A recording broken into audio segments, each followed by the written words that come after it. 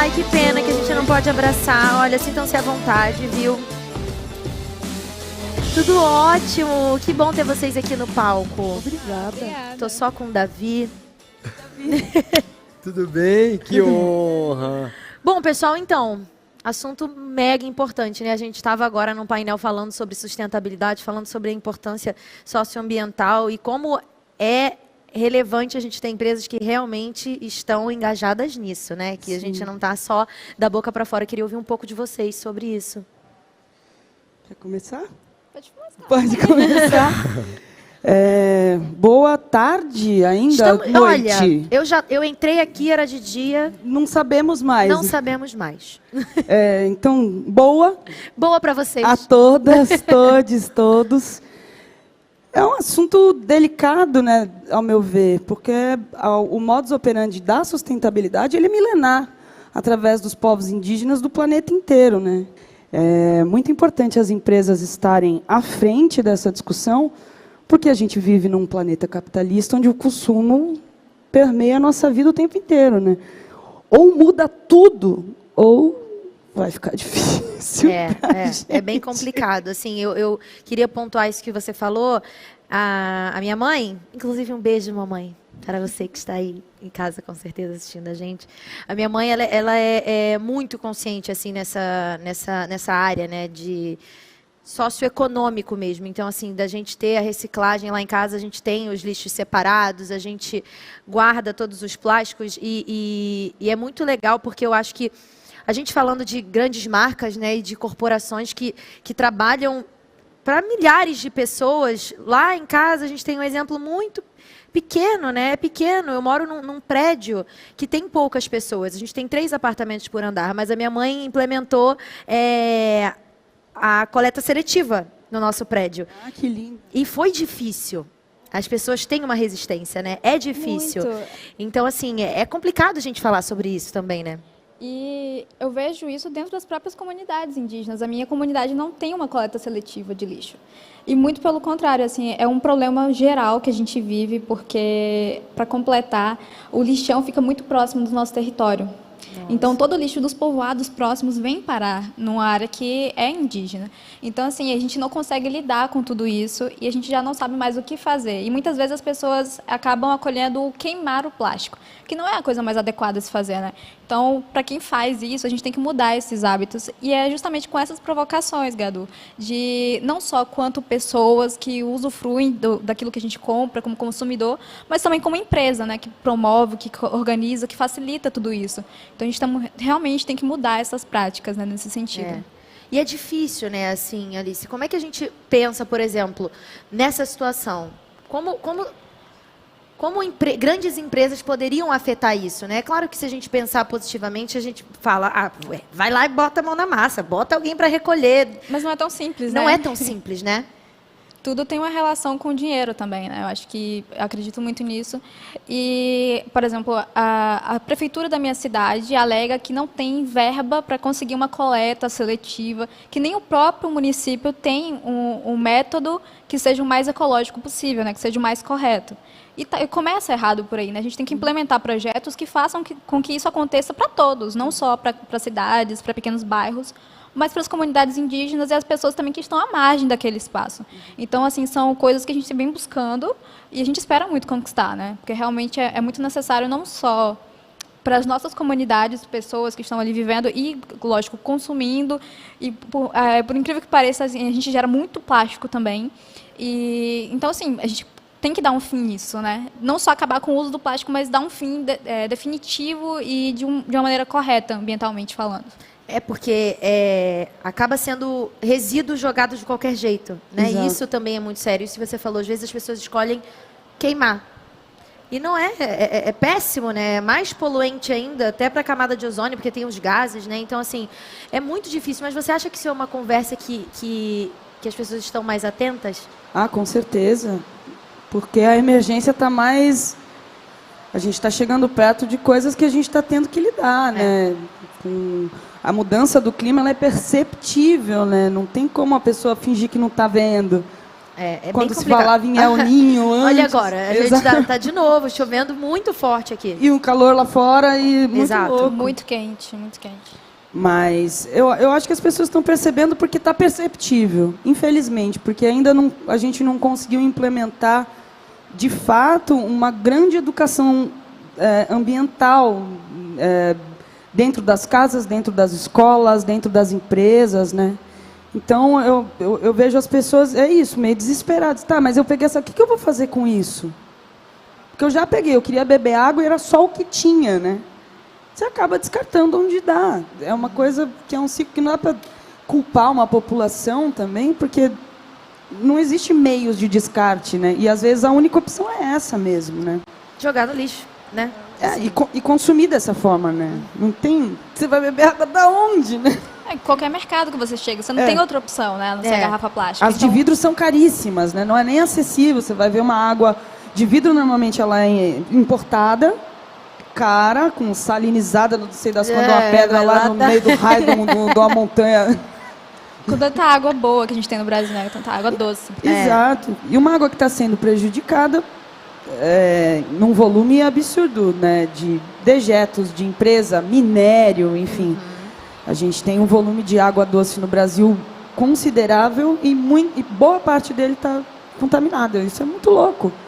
Eu fico sempre pensando assim, as empresas investindo, os milionários, não sei o quê. Marte. Pra achar uma gota d'água, eles ficam felizaços. Cheio de água boa. Ninguém quer arrumar um rio. Por aí, gente.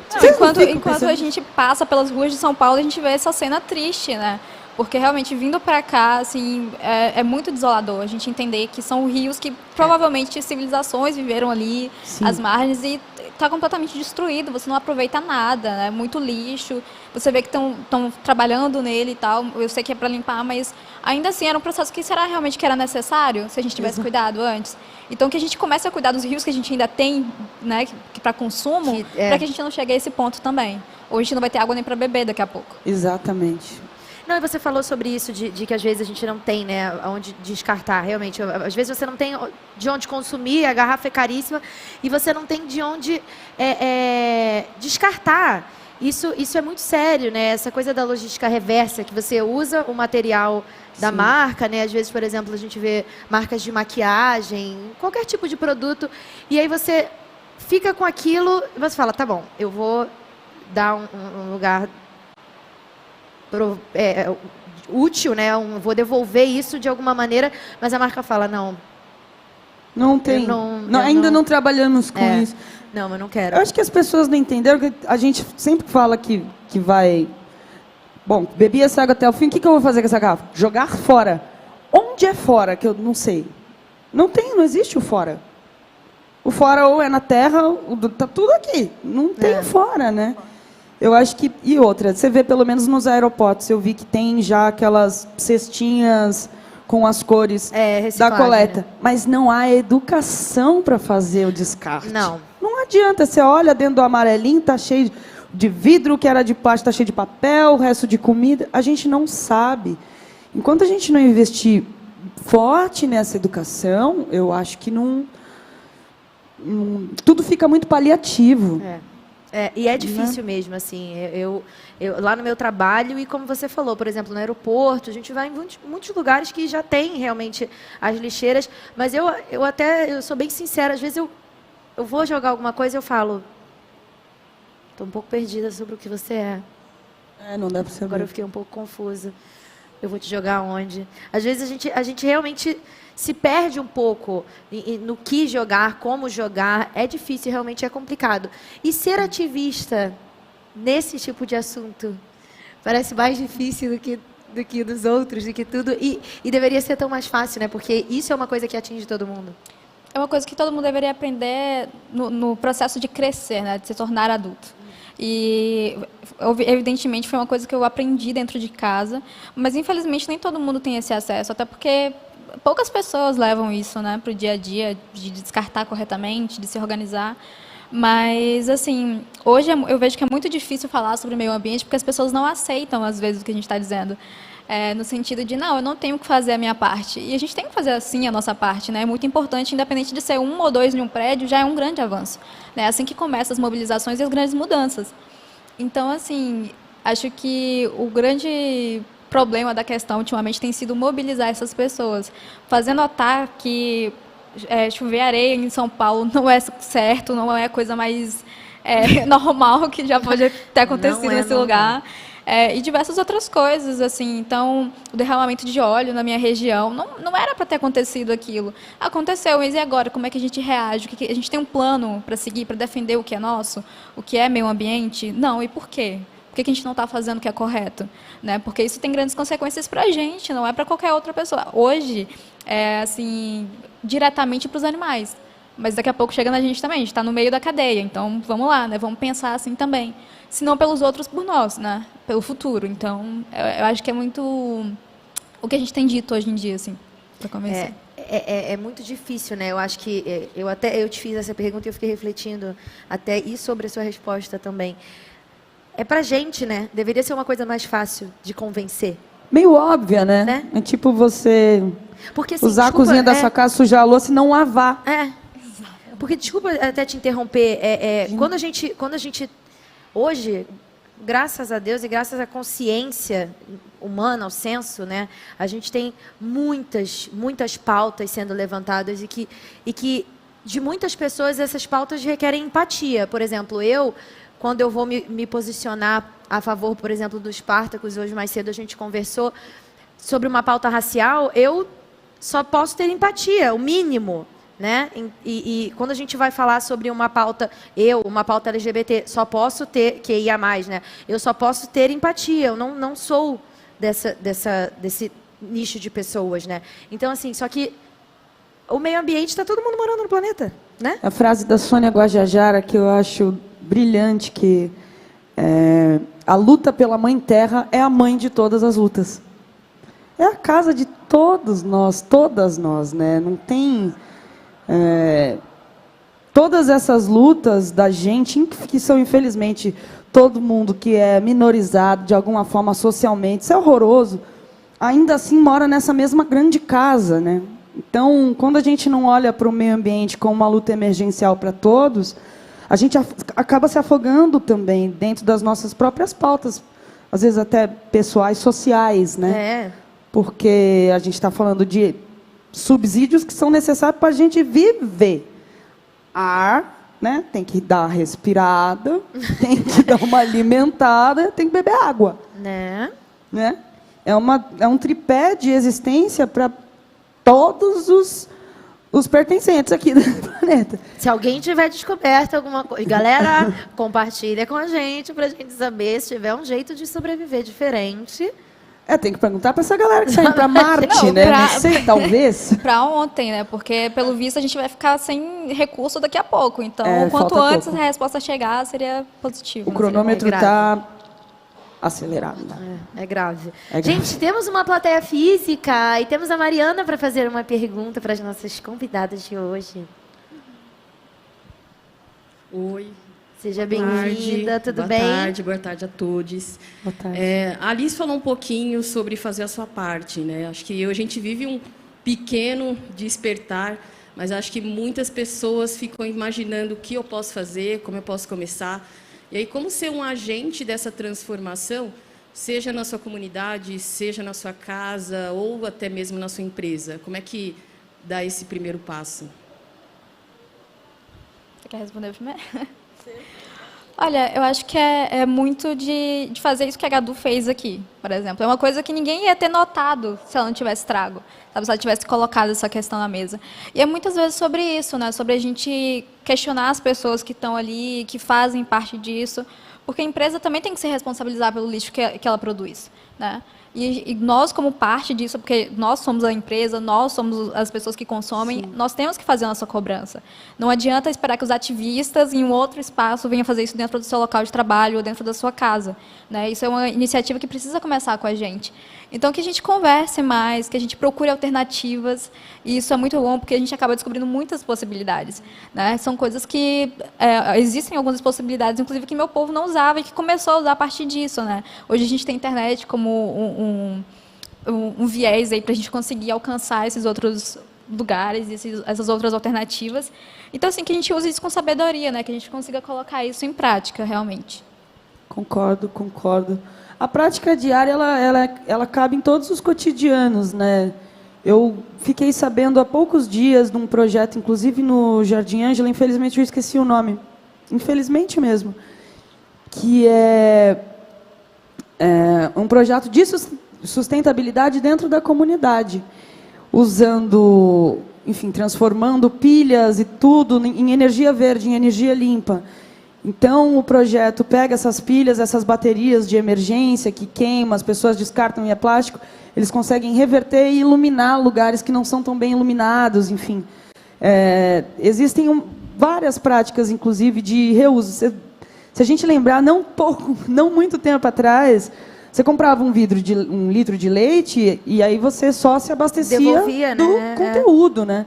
Hoje em dia a gente compra e descarta. Então, vários lugares estão readerindo a essa forma, que é meio óbvia, se você for pensar bem, né? Para que eu vou comprar vários, velho? Né? Quem inventou isso? Não, e é muito louco, porque aqui no Brasil a gente não tem práticas de tanto consumo de plástico, mas a gente parar para ver a cultura dos Estados Unidos, por mas é muito exemplo... aqui. Não, a gente tem muito, mas assim, digo, lá eles só compram garrafa de água, nem... um Tudo é filtro. descartável. Gente, qual é o problema do filtro? Né? Então, assim, é tudo muito, é tudo Eu não sei muito. que essa ideia que eu conversava com alguém sobre por que chegou esse plástico, né? Asepsia. Acho que é o fácil, né? A facilidade é asepsia. Mas asepsia, as coisas são tão... O vidro é super asséptico. Super, você... Né? E Pra limpar, né? reutilizável. Pra O reutilizar. próprio filtro de barro, né? É Filtro de a barro maneira mais melhor segura do mundo, de aliás. você filtrar água. Então, para a gente repensar isso, né? São E o os filtro de costumes, barro né? brasileiro é o melhor do mundo, né? O melhor do mundo. A gente tem tantas inovações, né? São tantas invenções. Aqui a gente tem tantas pessoas da ciência. Quantas vezes a gente já não viu, né, aqueles projetos de você pegar a água, pegar um filtro que você leva até as tribos, leva nas comunidades mais carentes, que você consegue higienizar a água. São tantas possibilidades, né? É lamentável, realmente. Davi, temos perguntas na plataforma? Mexe muito comigo, de verdade. Eu, ainda mais, morando lá no Rio agora, a gente pego onda, sempre gostei muito da natureza. Eu faço meu minhocário, porque eu acho que tem coisa que é assim, o Karnal nos deu um tapa logo cedo e falou da Hoje preguiça. cedo, E a preguiça, ela está muito ligada à questão da sustentabilidade do que a gente fala do lixo doméstico, né? Porque aí você tem o descarte de pilha, descarte de óleo, todos aqueles produtos que são perigosos para a sociedade. Para você lavar, porque o ideal seria, teoricamente, lavar o lixo reciclável para poder jogar para uma usina.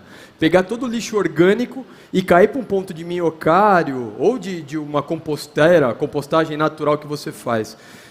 Como é que vocês enxergam essa transformação? Porque assim, tem que vir de todos os lados. Sim. E o cronômetro está estourando. Peixe já não tem mais como tinha. Você vai pescar ali, você vai pescar no recreio, não tem mais peixe como tinha. Não, Porque a tem. pesca abusiva de rede está acabando com os fitoplânctons, que na verdade o oceano é o grande pulmão do planeta. Quando você tira esses fitoplânctons, todo esse bioma com arrastão de pesca, você tira a vida do mar. A gente está sem o grande colocador de oxigênio do mundo. É um oceano. Não vai ter peixe, não vai ter ar, não vai ter nada. Não, tem um documentário na Netflix que fala dessa questão da Seaspiracy. pesca. Nossa, que tristeza. Então, assim, quando a gente olha os ativistas e tal, obviamente tem aquela galera que fala, o eco chato. Mas ninguém transforma o comportamento diário de botar para reciclar e botar para compostagem. Como é que está o movimento de vocês e como é que vocês enxergam essa transformação? Porque tem que ser uma transformação comportamental muito grande, né?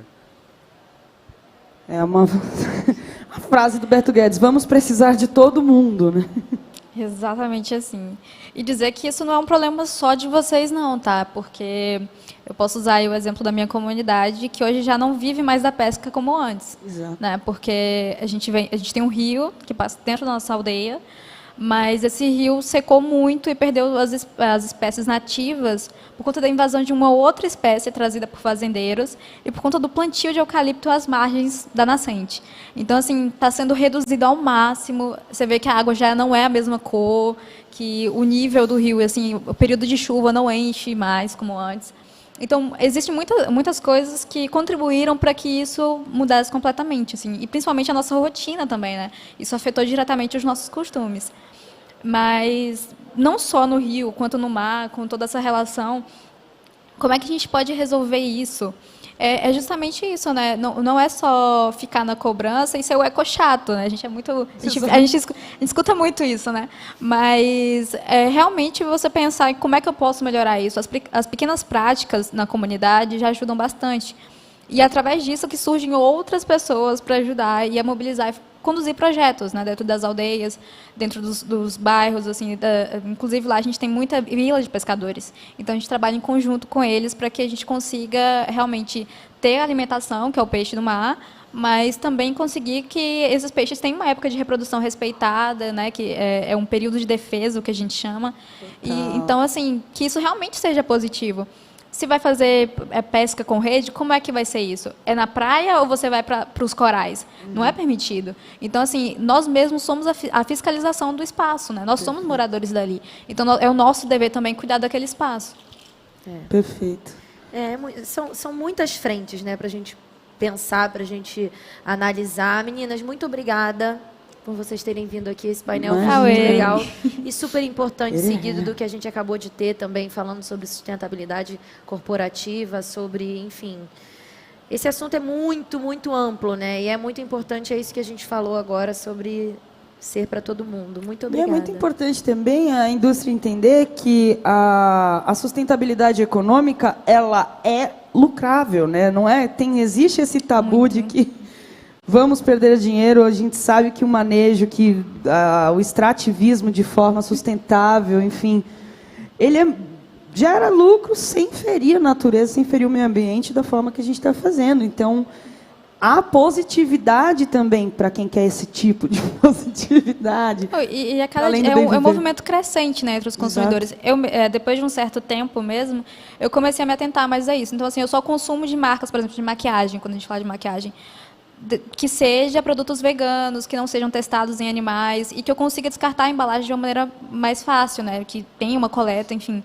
Então, assim, a gente pode pensar mais nisso. As pessoas consomem se você fizer. O negócio é que você não está fazendo também, você não está colaborando, tem que fazer a sua parte, entendeu? É verdade.